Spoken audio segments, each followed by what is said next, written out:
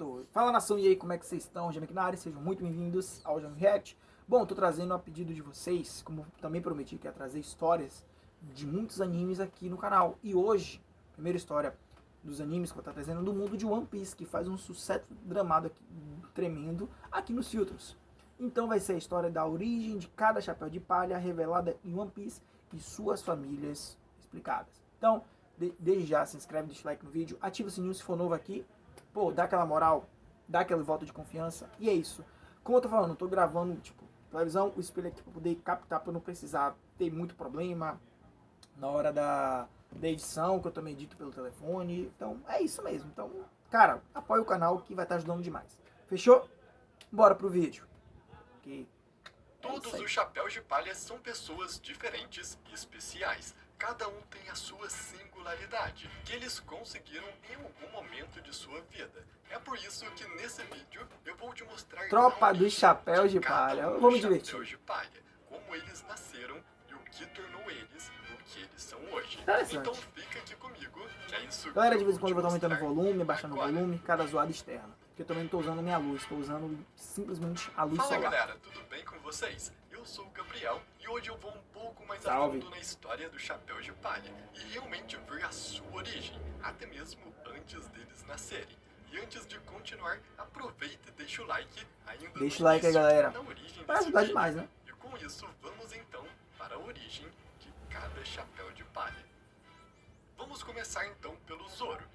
A origem do Zoro começa há muitos séculos atrás, com Shimotsuki Ryuma, um espadachim do país Joano tão habilidoso que ficou muito conhecido em seu país a ponto de suas ações se tornarem lendas. Após sua morte, seu corpo e sua espada Shusui foram sepultados em Ringo.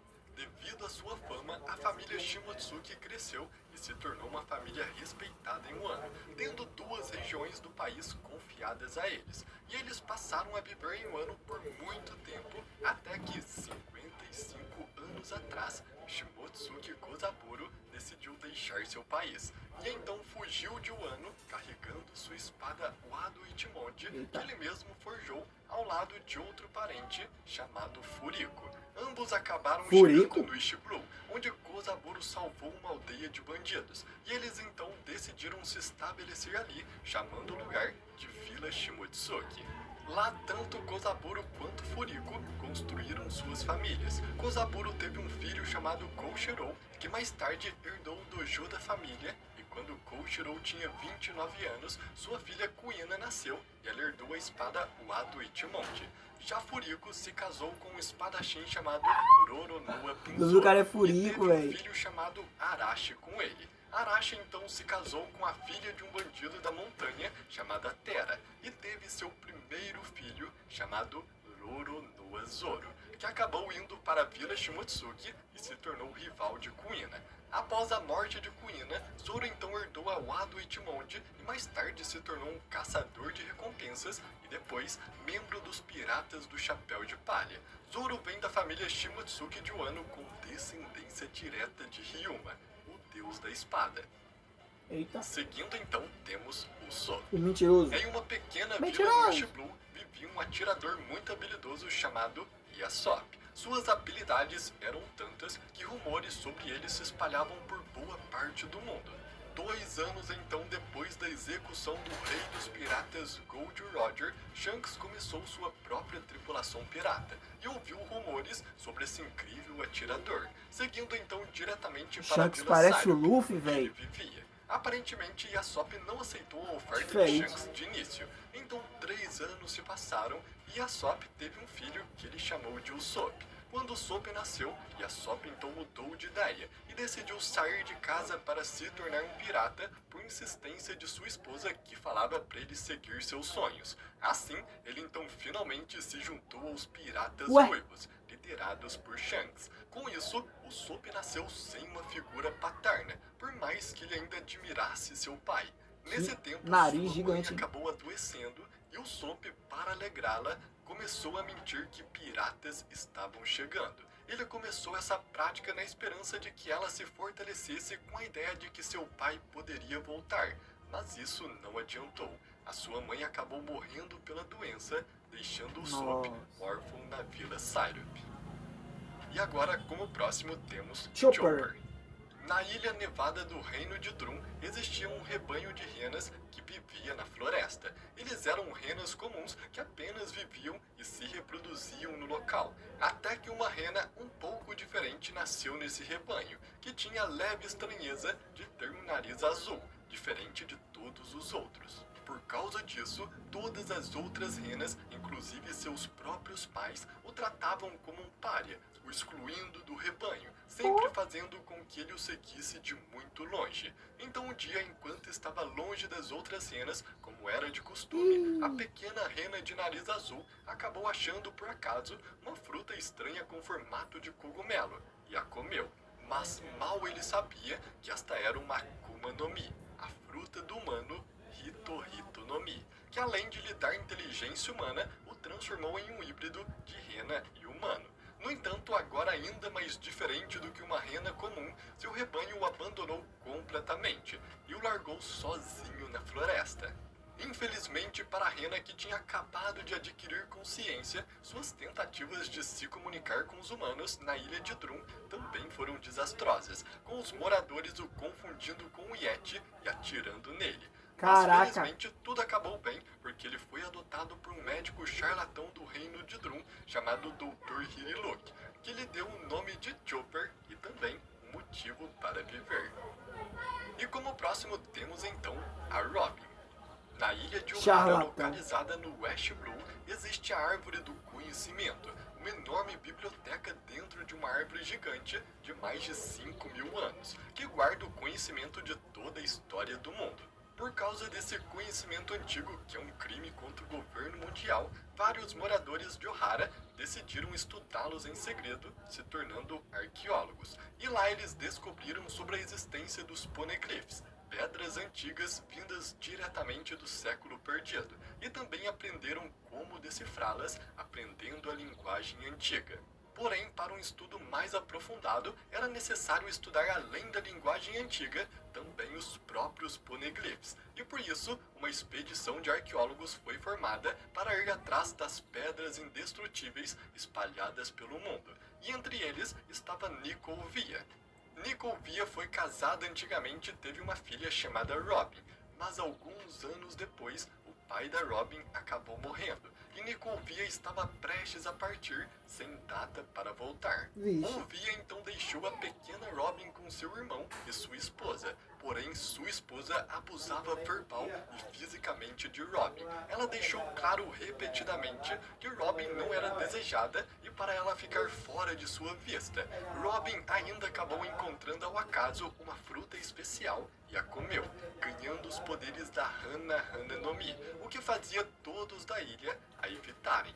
Seus únicos amigos eram os arqueólogos de Ohara, onde ela passava a maior parte do tempo na biblioteca com eles, estudando sobre a linguagem antiga e o século perdido. Seguindo então temos o nosso esqueleto Brook. Há 90 anos atrás, Brook nasceu em um reino desconhecido. Esqueci o nome dele. Enquanto crescia, ele aprendeu esgrima nesse reino e parece ter se mostrado muito promissor, até porque se tornou o líder de um comboio de batalha desse reino. Ele também era apaixonado pela música e se tornou um ótimo músico. Brook também acabou comendo a fruta da ressurreição Eu chamo de em Brock. algum ponto de sua vida. Mas para Brook, a verdadeira aventura estava nos mares. Então, quando ele tinha 38 anos, ele se juntou aos piratas Rumbar sob ordens do Capitão York. Assim, então, eles seguiram viagem pela Grand Line. No entanto, um desastre atingiu a tripulação um dia. O capitão dos piratas Rumbar, York, e vários outros contraíram uma doença incurável ao desembarcar em uma floresta.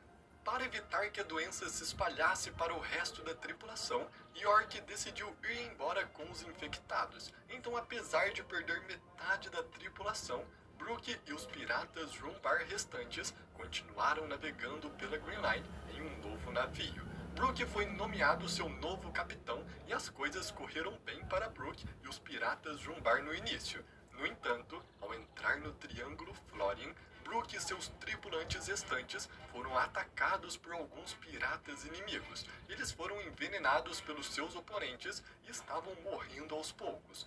Brook sabia que teria a chance de reviver por conta de sua fruta, então sugeriu que todos eles cantassem em seus últimos momentos. E assim, cantando juntos, os piratas Rumbar sucumbiram lentamente ao veneno, até todos eles morrerem. Pô, cara, Após que a triste. morte, a alma do Brook então voltou do reino dos mortos, mas encontrou apenas os ossos do seu corpo. Assim, Brook renasceu como um esqueleto, agora sozinho no mundo. E agora então temos Vinsmoke e Sanji. Só a história triste. Vinsmoke Judia nasceu há 56 anos atrás no North Blue, no reino Jarma, e se tornou um grande cientista especializado em genética. Judia trabalhou com Vegapunk em um grupo de pesquisas científicas ilegais chamada MEDS, e ao lado do maior cientista do mundo, ele aprendeu sobre o fator linhagem, uma característica que todo ser vivo possui, e que é possível mudar as características de uma pessoa mudando seu fator genético. Assim, Judia então se tornou o rei do reino Jarma e se casou com Sora. Os dois juntos tiveram uma primeira filha chamada Reijo, e Sora engravidou mais uma vez, desta vez de quádruplos. Ao ver isso, Vinsmoke Judia viu uma ótima oportunidade para colocar seus conhecimentos de fator genético em ação. Ele planejou modificar seus filhos antes de nascerem, para que crescessem como soldados perfeitos. Judia estava preocupado apenas em dar poder a seus filhos, mesmo que isso significasse deixá-los sem emoções, e forçou sua esposa a se submeter a uma cirurgia contra sua vontade. Porém, Sora, não aceitando ter filhos desse jeito, tomou um medicamento com o objetivo de neutralizar os efeitos da cirurgia. No entanto, a droga que ela tomou enfraqueceu muito sua saúde, a ponto de matá-la por isso. E os 4 filhos então nasceram: Itidi, Niji, Sanji e Yonji. Itidi, Niji e Yonji exibiram suas melhorias e sua falta de emoção, sendo soldados perfeitos. Porém, Sanji nasceu como uma criança comum. Ele foi o único afetado pelo medicamento que sua mãe tomou para neutralizar os efeitos dos experimentos de seu pai. Ele foi o terceiro a nascer. Seguindo então, temos o nosso Cyborg Frank. Cara, a história tá muito boa, de verdade. Frank nasceu no Salt Blue há 36 anos em uma família pirata. É Porém, velho, hein? quando ele tinha 10 anos, seus pais o jogaram do navio no oceano. Ele foi então resgatado pelo lendário construtor naval Tom, que fez de Cut Flame seu aprendiz, Bom saber depois disso. de ver que o menino tinha o dom da construção. Cut Flame então aprendeu construção naval com Tom, mas passou a maior parte do tempo construindo navios de guerra projetados para caçar e derrotar Iceberg, o outro aprendiz de Tom. Quando Cut Flame tinha 12 anos, Tom então foi levado a julgamento por ter construído o Oro Jackson, o navio em que o rei dos piratas navegou. Porém, eles fizeram uma proposta de que se Tom construísse a linha ferroviária marítima, eles o perdoariam. E assim, Tom, Cut Flame e Iceberg passaram 14 anos construindo, e finalmente a linha de trem marítima ficou pronta. Porém, no dia em que Tom seria perdoado, ele foi incriminado injustamente e, como resultado, foi condenado à morte. Enquanto Tom era levado embora no trem marítimo, Cut Flame ficou na frente do trem na esperança de o parar e resgatar Tom. Mas ele apenas foi atropelado pelo trem e seu corpo ficou gravemente ferido, com ele sendo dado como morto por todos. Porém, Cut Flame sobreviveu. Ele conseguiu consertar seu corpo com peças de um navio, se tornando um ciborgue. 4 anos então após seu desaparecimento, ele então voltou para ver Iceberg.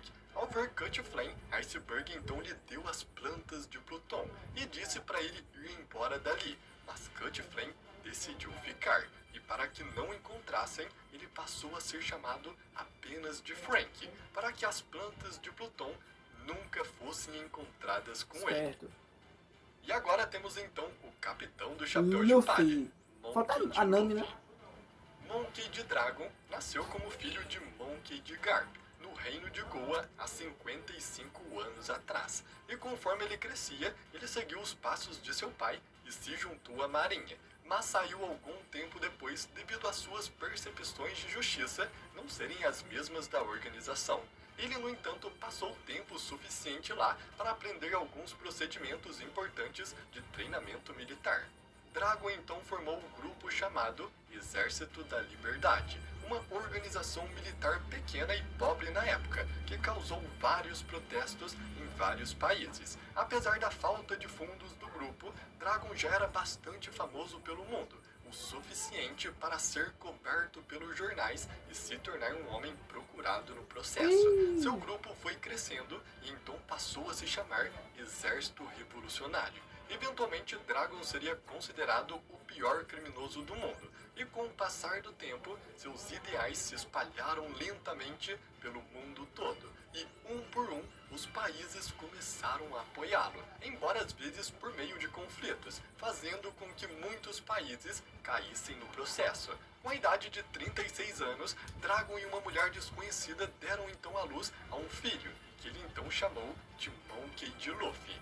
Mas por ter muitas obrigações como um revolucionário, Dragon deixou Luffy no East Blue em sua terra natal, o reino de Goa, onde também fica a Vila Fuchsia, revelando que não poderia ficar com ele, já que um filho é o maior ponto fraco de seu pai. Nossa. Já agora, Nami tem sua origem completamente misteriosa. Ué. Ela foi encontrada por Belmeri ainda bebê em uma guerra que estava acontecendo no reino Oikot, onde foi adotada junto com Nojiko, sua irmã adotiva, e as três então passaram a morar na vila Kokoyashi. E por mais que seja razoável a ideia da Nami ser encontrada em um país que estava em guerra, seus pais ou sua origem é completamente desconhecida, e apenas podemos teorizar sobre isso. Afinal, a Nami não é alguém comum, e desde criança já tem habilidades únicas de previsão do clima que ninguém mais tem e que não foi influenciado por ninguém. Na mitologia, o deus Uranus, que deu nome à arma ancestral de One Piece, teve um filho chamado Chrollo, que ao crescer se rebelou e atacou seu pai. Uma parte do sangue de Uranus caiu então ao mar, e desta fusão nasceu a deusa Afrodite, que então caiu do céu na ilha Chipre. E o que é interessante é que Chipre é exatamente igual à vila de Nami em Kokoyashi. E Chipre também é extremamente famoso por suas laranjas. E como sabemos, a fruta preferida de Nami é laranja. O nome da Nami significa onda, e o nome de Afrodite significa espuma de onda. Além disso, o símbolo do braço da Nami é muito semelhante ao símbolo que representa Uranus. Nami também atualmente possui Zeus, que é o nome do neto de Uranus. Então Nami obviamente está relacionada com Uranus, mas outro personagem que também está intimamente ligado a esta arma ancestral e esse deus é Imu-sama, onde eu fiz um vídeo inteiro explicando toda essa conexão que você pode ver aqui no card. Então no fim, Nami pode na verdade ter relação direta com Imu. Afinal, suas habilidades de prever o clima não são comuns. Arlong disse que suas habilidades foram dadas pelos deuses, e até mesmo Enel aceitou em seu navio. Um homem que se achava Deus viu algo na Nami que ninguém mais viu.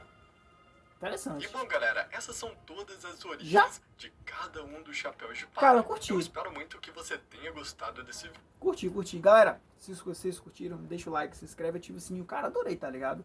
Adorei conhecer mais o mundo de One Piece. A galera me cobra muito, fala muito que eu vou muito... escolho os personagens só os que eu conheço, muitas vezes escolho na sorte. Cara, eu adorei, tá ligado? Comenta embaixo quais vídeos vocês querem que eu traga também. Sobre as Akumas no Mi, sobre os Yonkous, sobre a Marinha, sobre alguns personagens específicos, algum rap do personagem. Comenta embaixo. Mas eu curti demais, curti o Chapéu de Palha. Cara, um grupinho interessante demais. Pra mim, até agora, o meu favorito é o Luffy, mas também tem o Chopper, por causa do canal do Sinso Silva. E tem o Sanji, que é muito da hora. Tem o Zoro, que é o rival barra amigo dele, né? São o braço direito e esquerdo do Luffy. Se eu não me engano, pelo amor de Deus, não me cancele, ok? Então esse é o vídeo, espero ter gostado. Se inscreva, deixa o like, ativa o sininho. E é isso. Então até a próxima e fui!